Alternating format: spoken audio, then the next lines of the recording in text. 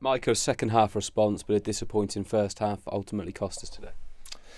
Yeah, it was really disappointing. If we're being brutally honest, the ironic thing with it is, first half we wanted to be kind of really bold and aggressive in terms of our approach, and that probably hindered us a little bit in terms of how open we are. And second half we made one or two changes and went a little bit more reserved in terms of our setup, but it looked more aggressive. So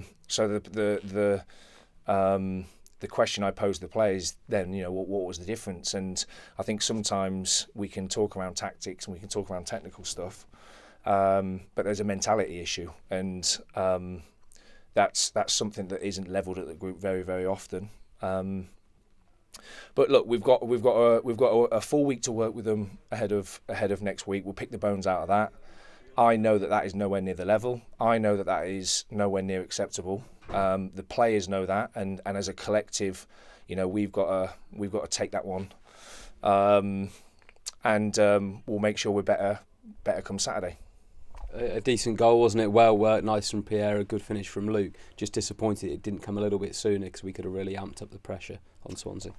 Yeah, definitely. Look, the focus is going to be on that first half, because you can't, regardless of whoever you play, you can't let teams have a 2-0 head start, especially come into kind of, our backyard. That's not acceptable, regardless of who we're playing. So that's the bit I'm really, really frustrated with, because when you do give yourself a mountain to climb, it's really, really difficult. Obviously, there'll be some positives for the second half, and there'll be some things that we're happy with, but ultimately we can't perform the way we performed in the first half.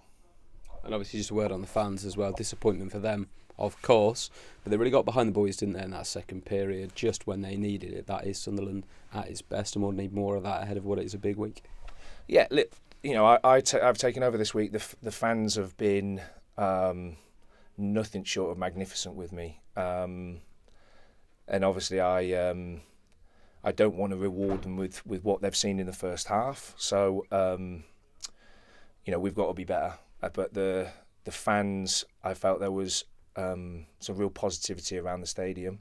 I appreciate in the first half it wasn't to the level which we all expect, fans and staff.